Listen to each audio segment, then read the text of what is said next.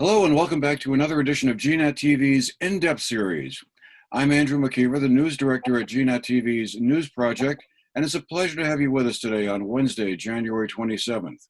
Today we're going to be continuing on with our little mini-series on lessons learned from the coronavirus pandemic. 10 months into it, we're still, I guess, learning things, but it's not too early, I suppose, to get a sense of what are some of the ways we might want to build back better, or what are some of the opportunities that may be presented by the pandemic that we've all been struggling with since last March. We're very pleased and honored today to be joined by two distinguished guests who are here to give us their takeaways on that. Very pleased to have with us today Senator Becca Balint, who helps to represent Windham County in the state Senate, and she has also recently been named as the Senate Pro Tem leader. Also joining us are Senator Randy Brock, who helps to represent Franklin County in the state Senate. He is the Republican Party minority leader, and both of them were co-chairs of a Senate working group that formed around the idea of discussing lessons learned. So it's really terrific to have both of you here today to have you share some of your thinking around this. Senator Balint, I think I'll just start with you, if I may. I guess I'll direct this question to both of you. In the broad sense, what do you see as the primary takeaways or lessons learned from the pandemic we've been going through? Is there something that stands out first and foremost? What do you see? There are so many lessons, and I'm gonna one of the main ones, which I'm gonna let Randy take the lead on in a moment, is broadband. And so I have to put that front and center. It touched on our challenges around telehealth and education, and of course remote work. But that is really something that Randy is particularly interested in, and so I'm gonna let him take the lead on that. But the other piece that was front and center was our challenges around childcare. And so we certainly have a workforce in Vermont, like in every state, that is dependent on an adequate early education and childcare system. And it became abundantly clear from the very first weeks of the pandemic that our system of supporting our youngest Vermonters had a lot of gaps in it. And so that is something obviously that we've talked about for many years, but it didn't become so starkly clear to us that you cannot operate the economy if you do not have adequate childcare, because most families, if they have two parents in the household, both parents are working to try to afford their life here in Vermont. And many Vermonters single head of a family. And so without adequate childcare, it's very difficult to get the economy up and running. So we can talk more about some of those details, but I'd love Randy to talk about broadband, because I know it's critically important to Windham County and to Bennington County. So. All right, Senator Brock. Critically important everywhere in Vermont. Yeah. Now, we, during the course of dealing with the pandemic, General Assembly, certainly in the Senate, we spent hours every day on Zoom. Now, the good news of that is I finally concluded that you can't catch COVID from a Zoom conference. No matter how many hours, right, Randy? No matter how many hours of exposure. Yes. But aside from that, it did point out clearly how communication is critical in an emergency. And when I take emergency, we take emergency more broadly. We're dealing with a pandemic, but there are all kinds of emergencies. And that's another thing that perhaps I'll talk about a little bit later, is the whole issue of contingency planning for things that you don't expect that could have a tremendous impact on your operations and on the people in Vermont. But clearly it was evident very early on that there were key things that we needed to do as a state, and that the people within the state, just in order to stay in business, to connect with government, to connect with healthcare, to educate their children, to work, since so many people wound up working remotely, that broadband became even more critical than it was already becoming. And what we saw, of course, was that if you're in some places in Vermont, you have superb connectivity, regardless of where you are. And in other places, there are complete wastelands. And that has broad implications, not just in a pandemic, but overall in terms of Vermont's economy. It's been said, for example, that if you go to sell a house in Vermont, particularly in rural Vermont, add $5,000 to the price of that home if it has broadband, and begin to subtract, and in some cases make it unsaleable to many Yes. people if it does not have good broadband. And we have a lot of challenges. The challenges involve terrain, it involves distance, it involves a thin population, which makes it much more difficult to get connectivity every place in Vermont. And the key in all of it that we saw here was we need a statewide strategy that's more clear, that's clearer, that's more comprehensive, that's more focused, that has better targets than what we have right now. And that's something we're working on in the General Assembly during this session. I think too, if I could, Andrew, just to follow up with what Randy said, the other thing that we realized from this emergency is we also serve together on the Economic Development and Housing Committee and have for years. And one of the things that we've talked about within that committee is the possibility and promise of remote work. That it is something that we've tried to make progress on, but we never imagined that from one day to the next, we would have to move our entire workforce remotely. And there were many, bumps and holes and connectivity deserts, as Randy said. But when you step back and you think how many, hundreds of thousands of Vermonters were from one day to the next able to work remotely, it is a testimony to people's ability to adapt.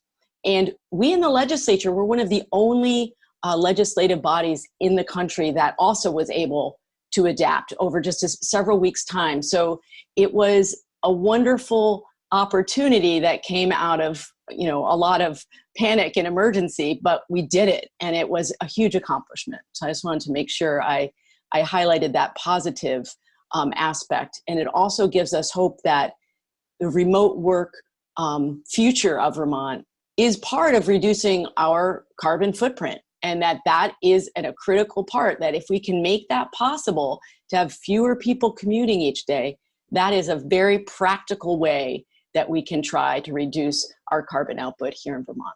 So thanks for letting me add that.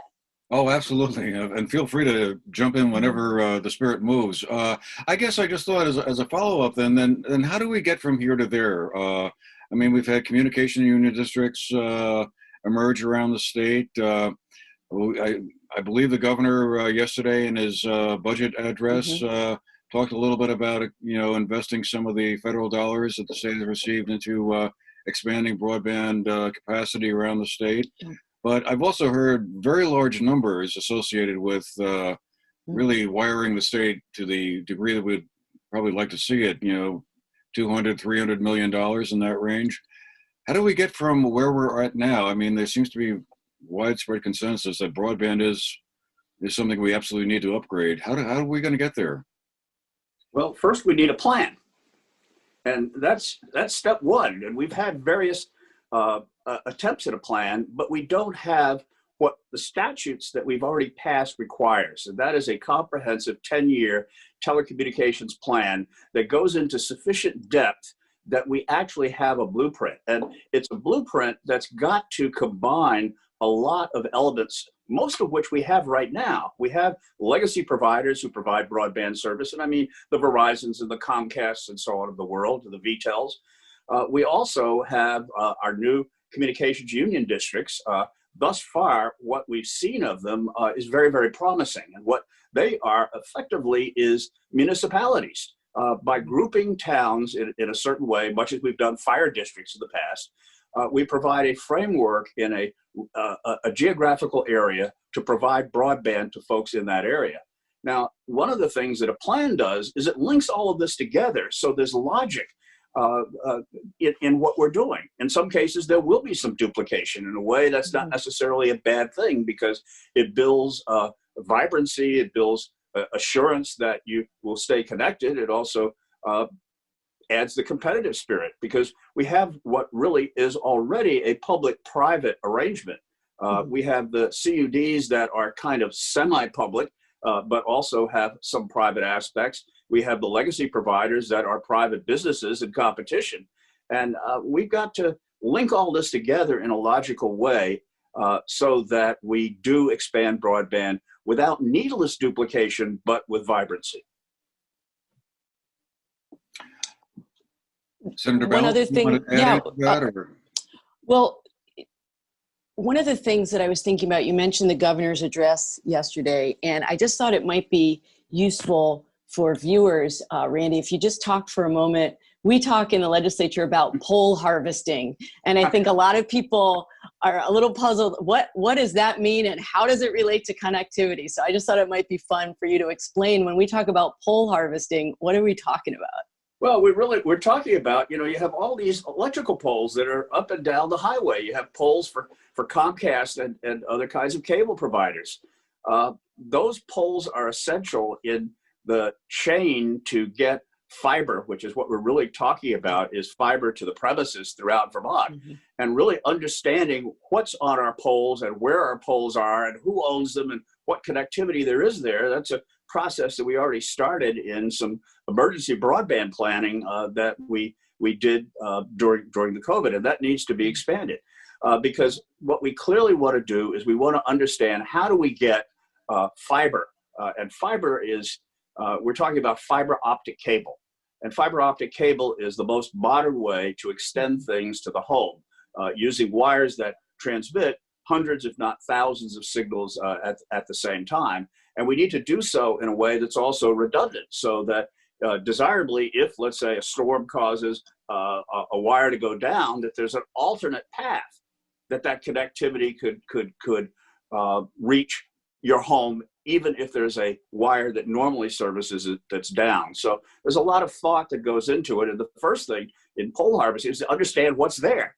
Once we understand what's there, then we can better understand what do we need to do in order to expand it. And often a pole may be owned by, let's say, a utility, an electric utility, but that pole also could carry fiber and other communications lines that are leased from the pole owner. And again, we need a plan. And we need a plan to really understand what we have, and then to determine how best to tackle it as a state. Now, we have a whole bunch of entities that are doing things on their own, and that's good. The issue of competition, the issue of variety, the issue of new technology being added, that's a plus.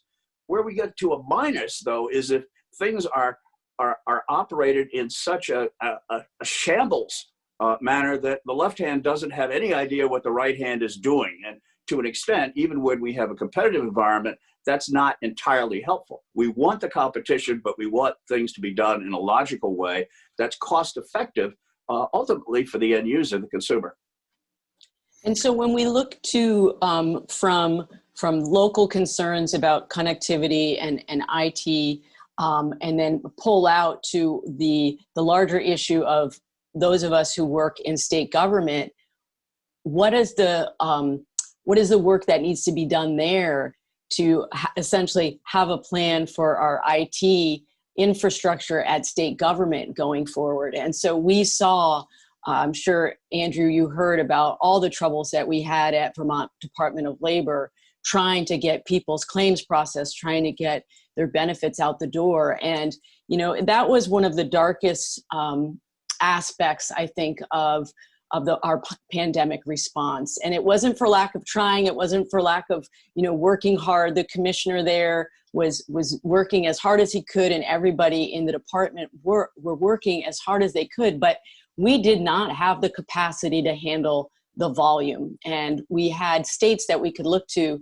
thinking of Rhode Island in particular, that knew sort of intuitively that at some point they would need to have their processing done in the cloud. And our IT system was old, it was in a shambles in many ways, cobbled together over decades. And that's not the only IT system in state government that's in that situation. And so one of the things the governor also proposed yesterday in the budget was really trying to develop an IT budget, essentially, that would work a lot like the Capitol bill, so that you had, you have your transportation fund is also in a bill, a line item by line item, that if we could do this similarly for IT, we'd know going forward, what are the year-to-year costs for software upgrades? What, as we look ahead 5-10 years, what systems are we going to have to replace? And up until this point, it's really been ad hoc, bit by bit, as Randy knows, as things fall apart, as things don't do the job that we thought they'd be able to do. And so, taking it from the personal and what's the plan for us to get fiber to all the homes, and then taking it to the larger state government, what's our plan for making sure these systems operate well for Vermonters so that they can get information and benefits and know where to get answers. You need an IT system that's up for the challenge to do that. We have historically had problems with IT, and my general comment is that IT, information technology, has never been a core competency of Vermont state government.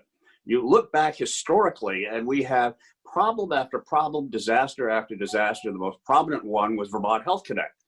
And that was a wake-up call. And we've done a number of things since then, such as created the Agency of Digital Services, so that we have an empowered chief information officer at the head of it. Now, what the governor proposed was going beyond that, and then taking some of the financial aspect out of the individual departments and agencies, which in the past had historically managed IT and not done so very well, to provide yet another layer, and very much the way that it's done in most large companies in the private sector, in which you have an empowered chief information officer who provides the technological oversight, but you still have the individual agencies and departments involved who know their businesses, and the two have to work together in an effective way. But from a budgeting standpoint, we don't know if you were to go through state government right now and ask, how much did we spend on Vermont Health Connect? Nobody can really tell you. But what we do know is, A, it didn't work. It wasn't well thought out. It was put together in a very disjointed manner. And we still have an army of part-time people and contractors who are needed because the functionality of the system wasn't there. We can't do that again. And we've made progress. One of the things, I'm on the Joint Information Technology Oversight Committee, which is a new committee that was formed a couple of years ago to really focus on this issue. And one of the things that the committee has started doing is taking a good inventory of the major systems around Vermont and, in effect, risk rating them from, call it red, yellow, and green in its simplest form, to say, what are the things that we really need to get on and to fix quickly, because they represent both a risk, a threat, and also just their age, they can collapse on us. Do you both think that this is really a federal problem? I mean, the parallel with the rural electrification programs of the 1930s is often drawn around broadband. Do you think ultimately this is a federal issue that would be best solved from Washington with a 50-state approach, rather than Vermont trying to do one thing or another, and that sort of thing? Broadband is, for all intents and purposes, a federal program, in that many of the things that the states would like to do to be able to better regulate it are preempted, and we can't do it. And so when people say, why don't you fix this? In many cases, we unfortunately have to say we can't, because the federal regulations and federal law prohibits it. So we have this hybrid, and the hybrid is not working nearly as well as it should. For the federal government, go ahead, Randy, sorry. Yeah. Same solution to Vermont that it does to New York City is not necessarily going to be helpful either. Yeah, but certainly, Andrew, in terms of infusion of the size of the chunk of change that we need, yeah, we need some more federal support to complete the work that needs to be done on the local level. As Randy has spoken to so eloquently, like, we have to do the hard work of figuring out what works for us here in this geography, in this layout of scattered towns. What's going to work here is not going to work in New York, is not going to work in Wyoming. And so we need to take the know-how that we have here, but we are going to need a larger investment from the federal level. Speaking of investments, I just want to make sure I don't forget to tell people that one thing that Vermont did really well was we had been saving in our reserve funds. We had been paying into our reserve funds, and because of that, we weathered this pandemic so much better than so many other states. We are, that news yesterday about this revenue upgrade, that's not the only good news. I want people to understand we did save for an emergency, and that paid off. And we're going to continue to do that. Randy sits on finance, and now I've moved from finance over to appropriations, but it's something that we're talking about in appropriations. Like, that served us well. We have to continue to do that.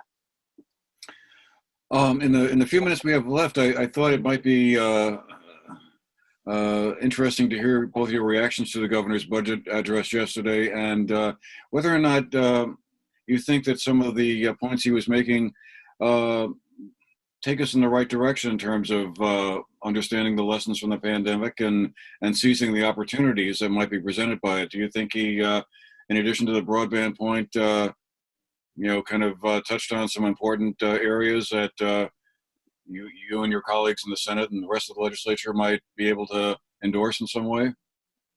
So, Andrew, one of the things I was thinking about yesterday was that as I was listening, I was thinking we're singing from the same hymn book. The things that he is articulating that are important to him and his administration are also important to us in the legislature.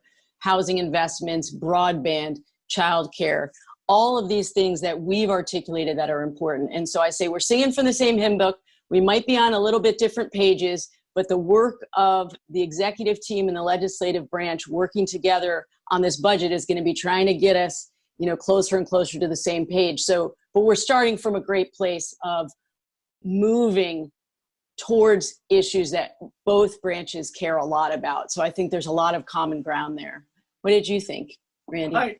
I agree. One of the big lessons learned from the entire pandemic is that both the administration and the General Assembly and the three parties in the General Assembly worked remarkably well and remarkably collaboratively together in order to get us where we are right now.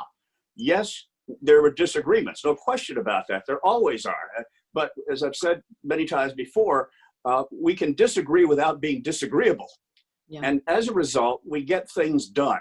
I think one of the major messages from the governor's speech is one that I think many of us believe, and that is use one-time money for one-time things. In other words, investments in things that are not continuing programs that you then have to figure out 2 years from now, well, where am I going to get the money to continue that? Right. And that's not what the governor did. What the governor did was recognize, here's some things we need to do right now, such as building infrastructure that essentially is a one-time thing that doesn't require at least a degree of maintenance that many programs that you might establish would. And I think that's a positive thing to protect us for the future. The second thing, of course, is we have a long history of balancing the budget.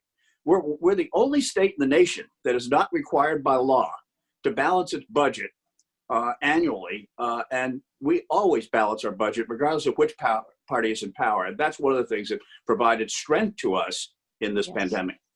Absolutely. In the couple of minutes we have left, I just had one last question to throw your way. Are there any long-term impacts from the pandemic that worry you, that you're concerned about going forward, yes, that aren't going to be easy fixes, in addition absolutely. to the broadband thing? Yeah.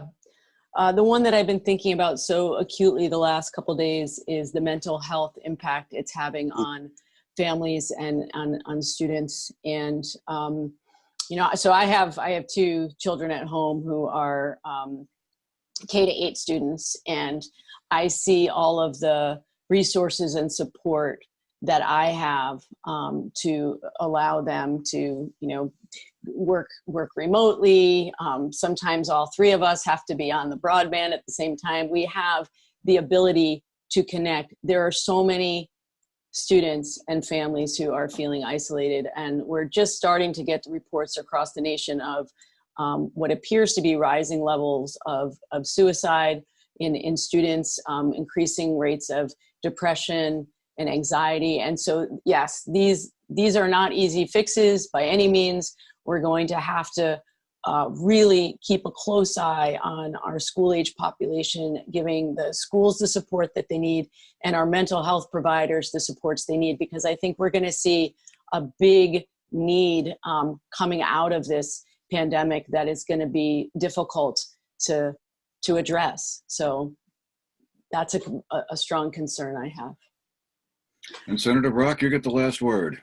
Well, there was a pre-pandemic concern about our demographic crisis. We're a small state and we're not growing. And in many cases, we had begun at least to lose some population. We notice that many of our costs, though, are continuing to rise in some cases as our population falls. And that's not a positive thing. Healthcare cost is high and growing, and the cost of education at K through 12, some would say, is out of sight. We've got to confront the demographic crisis, and we've already done a lot of work in this area, the remote worker program and other kinds of programs to get more people to come to Vermont. The pandemic may actually have been a slight benefit in that regard, because now this is a safe place to be, in a place that folks can see really did work in the pandemic. And we need to use that. We need to increase the number of people that we have in the state to help shoulder some of the burden of the costs associated with it. Not to mention that we perhaps also ought to look at the costs. Indeed. Well, boy, so much more we could talk about here. I Yeah. wish we had another half an hour to kind of unravel some of these issues, but I guess we're going to have to leave it there for now. I wanted to thank you both, Senator Becca Balint and Senator Randy Brock. Really a pleasure and an honor to have you on our program today. Thank you again for making the time for this discussion, and I'll let you get back to the next Zoom call you're undoubtedly going to have to go to. Thanks for the invitation. Thank you so much. Thank you. Thank you very much, and we'll see you in Montpelier one of these days.